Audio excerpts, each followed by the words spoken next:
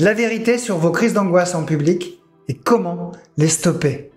Vous êtes là, au milieu des autres, ils parlent, ils rient, vivent leur vie et tout semble normal autour de vous. Mais à l'intérieur de vous-même, vous vivez un cauchemar éveillé. Votre cœur s'emballe, votre souffle devient court, des vagues de chaleur vous envahissent et votre corps hurle danger. Et le pire, c'est que personne ne doit le voir. Alors vous souriez, vous parlez calmement, comme si tout allait bien. Vous faites semblant. Encore une fois, bienvenue dans l'enfer silencieux des crises d'angoisse en public. Des milliers de personnes vivent ce calvaire chaque jour. Vous savez peut-être sans doute, mais même si personne n'en parle ouvertement, peut-être que vous vous dites « non, c'est juste du stress, ça va passer ». Ah oui, laissez-moi juste vérifier quelque chose avec vous.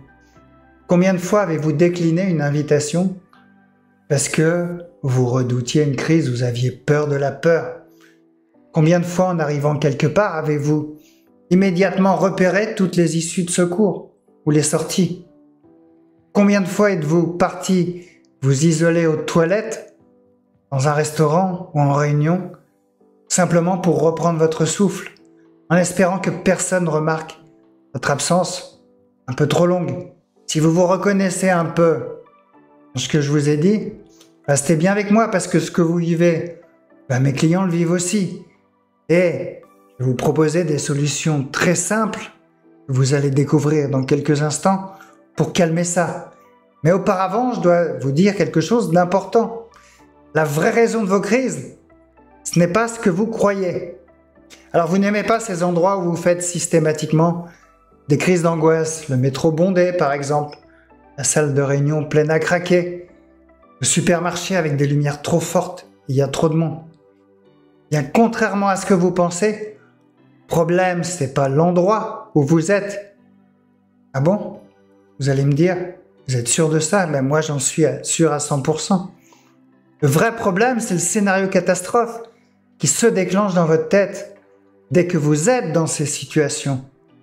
Vous allez peut-être reconnaître ces pensées que vous avez dans ces circonstances. Et si je m'évanouis là devant tout le monde? Et si tout le monde remarque que je panique? Et si je perds totalement le contrôle? Qu'on appelle les secours? Eh bien, en quelques secondes, votre cerveau, quand il entend ce message, il pense danger immédiat. Et il est bien fait, il déclenche l'alarme à plein régime, tachycardie, bouffée de chaleur, sensation d'étouffement pour vous protéger, pour vous pousser à agir. Ce qui rend tout ça particulièrement cruel, c'est que plus vous essayez de contrôler ou de vous cacher, plus la pression augmente. C'est exactement comme si vous essayez de maintenir fermement le couvercle d'une cocotte minute. Au bout d'un moment, ça va exploser. Julien, l'un de mes clients, me l'a parfaitement décrit. J'étais dans le bus, il me dit, je sentais mon visage chauffer, devenir rouge, mes mains tremblaient. J'étais persuadé que tous les regards étaient braqués sur moi. Et plus je tentais de rester discret, plus je me sentais bizarre, je me sentais mal. Ça vous évoque quelque chose? Peut-être. Et voici ce que personne ne vous dit. Ça va vous étonner. Votre cerveau ne fait aucune différence entre une menace réelle, comme être poursuivi par un chien féroce, et cette simple pensée, je vais m'évanouir ici, maintenant.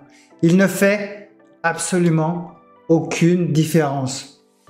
Pour votre cerveau, la peur est réelle et le danger est immédiat. C'est absurde, non? Ben oui, complètement. Mais c'est précisément ça qui vous donne l'impression d'être prisonnier de ces crises. La bonne nouvelle, c'est que maintenant vous savez précisément comment ça marche dans votre cerveau, alors vous avez une chance de réagir différemment. Et juste dans le prochain chapitre, je vais vous donner les meilleures stratégies pour reprendre très discrètement le contrôle de la situation, sans médicaments, et vous allez voir que personne ne va s'en rendre compte. Alors si vous êtes toujours là, ça signifie probablement que vous voulez des solutions concrètes, discrètes, qui marchent bien. Je vous comprends parce que quand la panique monte, la dernière chose que vous voulez, c'est attirer l'attention sur vous. Ça serait la honte. Alors voici 4 techniques ultra simples que j'ai testées moi-même avec des centaines de personnes. Et le mieux, comme je vous ai dit, elles passent totalement inaperçues. La première technique, c'est la technique du micro-ancrage. Ça semble bête, mais c'est l'une des méthodes les plus efficaces que je connaisse. Choisissez un objet discret. Alors moi, j'ai l'élastique là, à garder dans votre poche. Ça peut être une pièce, un galet, une clé, n'importe quoi. Et à chaque début de crise d'angoisse, vous le touchez discrètement. Vous vous concentrez pleinement sur ce petit objet, en vous demandant quelle est la texture. Est-ce qu'elle est lisse, rugueuse? Quelle est sa température, froide ou tiède? Quelle forme il a? Ronde, irrégulière? Quel poids? Est-ce qu'il est lourd, léger? Ça marche parce que vous donnez une tâche concrète à votre cerveau. Il ne peut pas paniquer et analyser en même temps l'objet. Résultat, la crise va commencer à retomber naturellement. Une de mes clientes, Sophie, me disait « J'avais un petit galet lisse dans la poche que j'avais trouvé sur la plage lors de mes dernières vacances. Et lors d'une réunion tendue, j'ai vraiment senti la panique arriver. J'ai juste touché le galet, lentement, en faisant la technique dont je vous ai parlé. Et en 2 minutes, j'étais redevenu calme.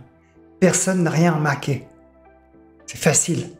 Alors passons à la deuxième technique, la respiration, la fameuse méthode 2-4, méthode en ascenseur dont je parle beaucoup dans mes vidéos et vous trouverez des tas de vidéos sur celle-ci. Vous détestez peut-être les exercices de respiration compliqués et moi aussi. Ici, c'est tout simple, retenez juste ce chiffre 2-4. Inspirez doucement pendant 2 secondes, vous prenez de l'air pendant 2 secondes. Et pendant 4 secondes, vous sortez de l'air. 1, 2, 3, 4. Et c'est tout. C'est simple, comme bonjour. Est-ce que ça se voit? Absolument pas. Est-ce que vous allez utiliser cette petite astuce? Vous allez fixer un point devant vous comme si vous réfléchissiez profondément. Les gens vont penser simplement que vous êtes concentré. Marc, un de mes clients dirigeants, m'a dit un jour, j'avais une présentation devant 200 personnes. Je fixais le fond de la salle et je respirais en 2-4. Les gens pensaient que je cherchais mes mots alors qu'en réalité, calmais ma panique. Résultat, j'ai terminé tranquillement ma présentation. Et en fait, techniques de respiration simples comme celle-ci, il y en a d'autres, sont tellement fiables qu'elles sont utilisées par les militaires d'élite dans des situations d'extrême, de stress extrême. C'est pas mal, non? Ça nous amène à cette troisième technique puissante. Changez votre discours intérieur, vous allez devenir votre propre allié. Vous connaissez peut-être bien cette petite voix intérieure catastrophique que moi j'appelle Martine, celle qui dit « Je vais tomber dans les pommes. Tout le monde va voir que je suis en panique. C'est sûr, je vais perdre le contrôle. Ils vont m'emmener aux urgences. » Eh bien, notre nouveau défi va être changer ce discours par quelque chose, un discours simple, réaliste, bienveillant. Par exemple, vous pouvez vous dire « Ok, je connais bien ces sensations. C'est désagréable, mais ce n'est pas dangereux.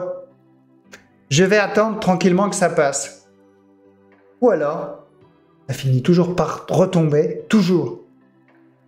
Ce qui est important, c'est de vous parler comme vous le feriez exactement avec un bon ami qui traverse la même situation. Avec patience, respect, gentillesse. Thomas, un de mes clients anxieux dans les transports, m'a partagé ceci. Au début, ça me semblait absolument ridicule de me parler comme ça. Mais une fois dans un métro bondé, j'ai essayé. La crise t'a arrêté presque immédiatement. Alors donnez une chance à cette technique et ça peut tout changer. Et la quatrième technique qui va vous sembler contre-intuitive, c'est le mouvement discret.